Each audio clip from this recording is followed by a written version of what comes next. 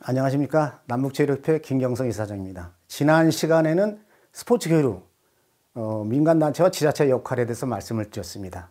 바로 남북 정부 간의 갈등을 민간단체와 지자체 스포츠 교류가 정부 간의 대화를 연결하는 가장 효과적인 수단이라는 것을 지나간 사례를 통해서 말씀드렸습니다. 이번 시간에는 남북 축구 교류 역사 이야기입니다. 그러면 지금은 남북 간의 그 환경으로 인해서 스포츠 교류가 민간단체, 지자체가 그런 역할을 대신했다는 걸 말씀을 드렸는데, 지나간 우리 역사 100년 동안은 어떠한 역할을 스포츠 교류가 또 민간단체가 했는가에 대해서 말씀을 드리겠습니다.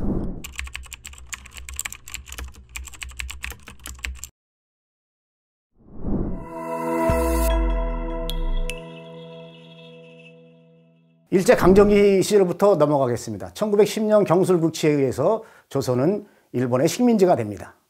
일본제 식민지가 되자 우리 젊은이들과 조선인들은 일본의 지배를 받으면서 울분이 쌓여갑니다. 이러한 울분을 바로 조선의 지도자들, 여운형 선생을 비롯한 조선의 지도자들은 축구를 통해 승화시키도록 노력을 합니다. 1920년대에 우리의 아이들, 유소년, 청소년, 우리의 조선인들은 축구만큼은 일본을 이기는 그러한 민족 정신을 배우게 됩니다. 1920년대에 조선인들의 축구는 전국적으로 퍼져나가서 어마어마한 축구 실력이 향상이 됩니다. 1928년도에 일본 국가대표팀이 아시아를 순회하고 지금의 서울 경성으로 옵니다. 그러자 일본 조선 통독인 일본 국가대표팀이 우리 조선 축구팀을 이겨서 일본의 우수성을 보여주자 해가지고 경성 학생팀과의 축구 대결을 추진합니다. 바로 1928년도에 일본 국가대표와 경성 학생 선발팀이 축구 경기를 통해서 5대0으로 이깁니다. 결과는 우리 경성 시민들이 축제가 됐습니다. 우리가 일본보다 우세하다. 우리 학생들이 일본 국가대표는 이겼다. 해가지고 조선인들은 하나가 되고 민족의 자긍심을 올리면서 우리의 울분을 축구로 해소합니다. 같은 시기에 일본 대학리그에서 우승한 와세대 대학을 바로 평양 숭실대학이 7대0으로 이깁니다.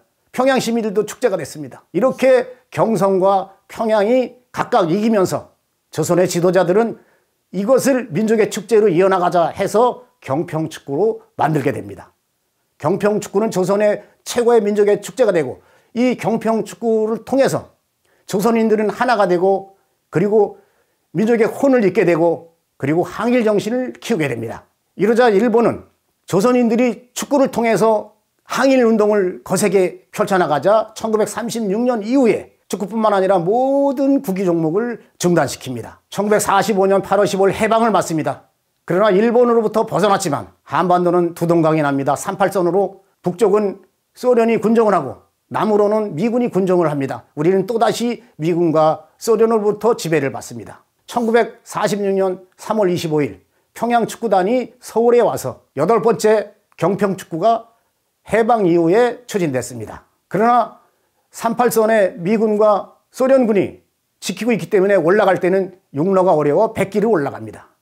그리고 평양 선수들은 이렇게 말을 합니다. 내년에는 우리가 초대할게. 너희들이 올라와라. 그러나 1946년 이후에 경평축구는 재개되지 못했습니다. 먼 훗날 바로 남북체육협회와 북한의 사회체육단이 만나서 경평축구를 재개한 유소년 축구대로 발전하게 됩니다. 이렇게 나라가 없을 때 민간단체가 구성된 경평축구는 민족의 혼을 되찾고 항일 정신을 키우고 일본을 이기는 그러한 바로 역할을 하였습니다.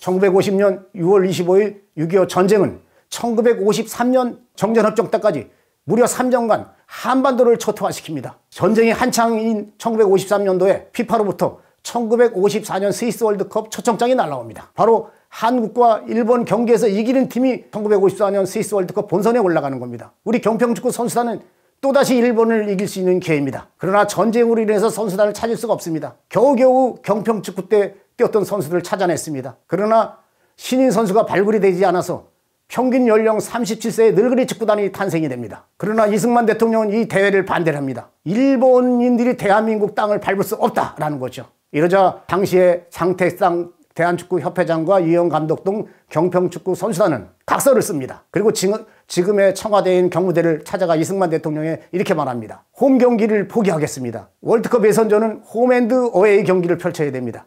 서울과 동경을 왕래하면서 경기를 해야 되죠. 그래서 어웨이 일본 가서 2경기를 다 치르겠습니다. 만약에 지게 되면 우리 선수단 모두 현해탄에 빠져 죽겠습니다. 목숨을 건 각서를 씁니다.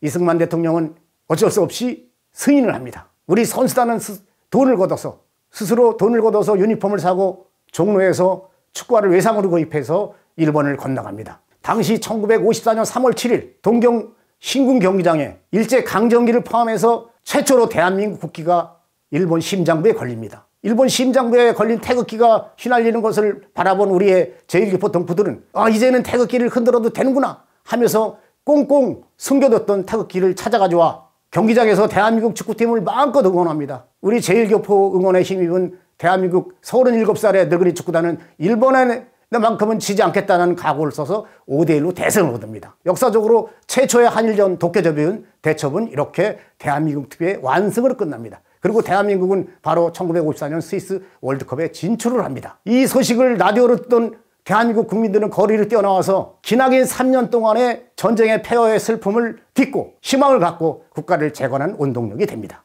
이렇게 나라가 어려울 때, 나라가 아무것도 하지 못할 때 민간단체로 구성된 대한민국 축구팀은 또다시 대한민국 국민들에게 희망을 준 것입니다. 그러나 대한민국 축구팀은 국제경기에 너무 미약했습니다. 첫 경기 헝가리의 9대0으로 집니다. 이것은 월드컵 역사상 최다 골패가 됩니다. 피파는 아시아 축구 수준이 너무 낮다는 이유로 아시아에 주어진 월드컵 본선 티켓을 한 장에서 0.25장으로 줄이게 됩니다. 그러다 보니 4년마다 열리는 월드컵에 아시아 국가가 출전하기는 매우 어려웠습니다. 1958년 스웨덴 월드컵과 1962년 칠레 월드컵에 아시아 국가가 어느 나라도 출전하지 못했습니다. 그러나 혜성같이 나타난 바로 북한의 천리마 축구단, 평양 축구단의 후예인 천리마 축구단은 1966년 잉글랜드 월드컵에 단반에 진출을 합니다. 아시아 국가가 월드컵에 진출하자 유럽은 대파란이 일어났습니다. 월드컵 본선에 진출하는 것만 해도 대단한 것인데 북한은 바로 우승 후보 이태리를 1대0으로 꺾고 8강에 진출합니다. 월드컵 100년 역사의 가장 큰 바로 사건이 1966년 잉글랜드 월드컵에 북한이 이태리를 1대0으로 꺾고 8강에 올라간 사건입니다. 당시 북한의 천리마 축구단 리찬명은 19세 골키퍼로서 최초의 최연소 클린시트 기록을 합니다.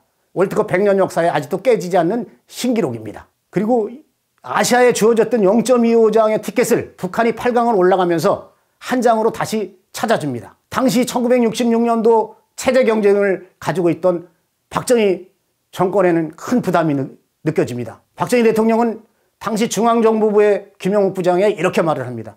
북한의 천리마 축구단을 이길 수 있는 강력한 축구단을 만들어라. 그래서 김영욱 부장은 양지 축구단을 만듭니다. 양지란 이름은 당시 중앙정부에 들어가면은 음지에서 일하고 양지를 지향하라 이렇게 써 있습니다. 그것에 따온 양지 축구단을 만듭니다.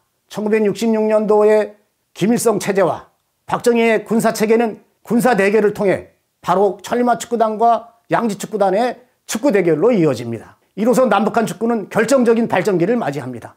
그러나 양지 축구단과 북한의 천리마 축구단은 만나지를 못합니다. 먼 훗날 12년 뒤에 이들의 후예인 바로 남북 아시안게임 대표팀이 방콕 아시안 결승전에서 만납니다. 피할 수 없는 외나무다리죠. 결승전에서 만나서 패해도 은메달인데 그러나 결승전에서 남북이 만났기 때문에 패한다는 자체는 거의 죽음에 가까운 것이죠.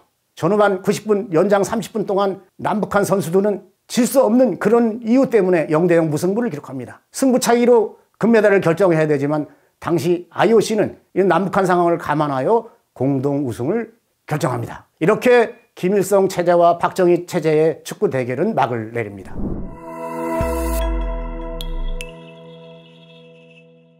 (1966년도에) 두 스타가 있습니다. 천리마 축구단의 전설적 일꾼키퍼 리찬명, 양지 축구단의 아시아의 황금 메달이 이혜택이죠. 이 양지 축구단의 이혜택과 바로 리찬명이 2005년도에 남북체육협회 이사장인 저를 만납니다. 저와 이 셋은 경평축구와 함께 남북축구 역사 이야기를 밤새도록 나눕니다. 저는 민족의 혼을 잇는 이 경평축구를 다시 한번 재개해야 되겠다 해서 북한 선수단에 훈련 지원을 합니다. 중국 쿤밍에서 2004년부터 시작한 북한 선수단의 훈련 지원은 북한 여자 축구를 월드컵 우승으로 이끕니다. 바로 20세 이하 여자 축구가 아시아 최초로 피카 대회에서 월드컵 우승을 합니다. 북한의 김정일 위원장은 저에 대한 신뢰도가 높아졌습니다. 저는 김정일 위원장한테 이렇게 부탁을 합니다. 경평축구와 똑같은 남북체육교류계약서를 체결해 주십시오. 김정일 위원장은 승인을 했습니다. 대한민국 건국 이래 최초로 남북체육교류 역사가 탄생이 됩니다. 저는 대한민국 정부의 승인을 받고 남북축구 정규교류전을 시작합니다. 이렇게 남북축구 정규교류전은 지금까지 이명박, 박근혜, 문재인 정부를 들어서 남북 간의 상황이 악화된 상황 속에서 중단되지 않고 22번의 교류를 정착시킵니다. 2019년도에 이러한 그 평화에 대한 노력을 국제사회에서 인정받아 스포츠 노벨상이라고 하는 국제 스포츠 평화상을 우크라이나 오데사에서 제가 수상하게 됩니다. 바로 이렇게 이러한 과정 속에서 태어난 아리스포츠컵 대회가 바로 경평축구를 연장하는 그러한 대회로 자리를 잡은 것입니다. 이 바로 남북축구 교류 계약서에 의해서 2006년도 5월부터 2008년까지 무려 북한 선수단이 남한에 내려오고 남한 선수단이 북한에 올라가는 남북 왕래 교류가 정착이 됐고 남북 관계가 악화될 때는 중국에서 남북 교류를 이어나갔습니다. 가장 이 상황에 중요했던 것은 2014년도 연천에서 시작된 남북 축구입니다. 2014년 10월에 연천에서 대북 전단지 살포에 의한 남북 포격전이 있었습니다. 바로 북한이 그 전단지를 향해서 포탄을 쏴댔고 우리도 보복 사격을 했습니다. 북한의 폭탄은 연천군의 읍사무소에 떨어졌습니다. 이렇게 남북 군사적 충돌이 있는 상황 속에서도 경기도 연천에 북한 선수단이 와서 성공적으로 아리스포츠컵 대회를 개최를 했던 것입니다. 더군다나 2015년도에는 북한의 목함 지뢰가 터져 바로 우리 부사관이 중경상을 입고 또한 그 대북 확성기 문제로 남북 포격전이 있었습니다. 일촉즉발의 전쟁 위기 상황입니다. 그러한 상황 속에서도 경기도 선수단과 강원도 선수들이 평양에서 정기적인 교류를 정착시켰습니다. 이렇게 군사적 위기 상황 속에서도 남북 교류는 지속적으로 됐고 이 2015년도에 남북 포격전 상황 속에서도 우리 아리스포츠컵 유소년 축구대회는 남북 고위급 회담과 그리고 이산가족 상봉 행사를 연결하는 그러한 행사가 됐습니다. 지금까지 22번의 교류를 정착시킨 아리스포츠컵 대회, 이것은 바로 이 남북 정부 간의 갈등, 군사적 충돌 상황 속에서도 중단되지 않고 위기마다 평화를 연결하는 사업으로 정착된 것입니다. 2018년도 10월 마지막 대회가 춘천에서 있었습니다. 북한 선수단이 춘천에서 열흘간 경기를 끝내고 올라가면서 노래를 합니다. 원산에서 다시 만나요.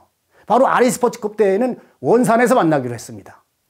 그러나 2020년, 2021년도에 바로 코로나로 인해서 개최되지 못했습니다.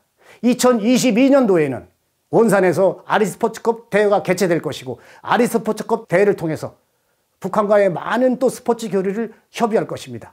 앞으로도 남북 정부 간의 갈등, 남북 군사적 충돌은 끊임없이 이어질 수 있습니다.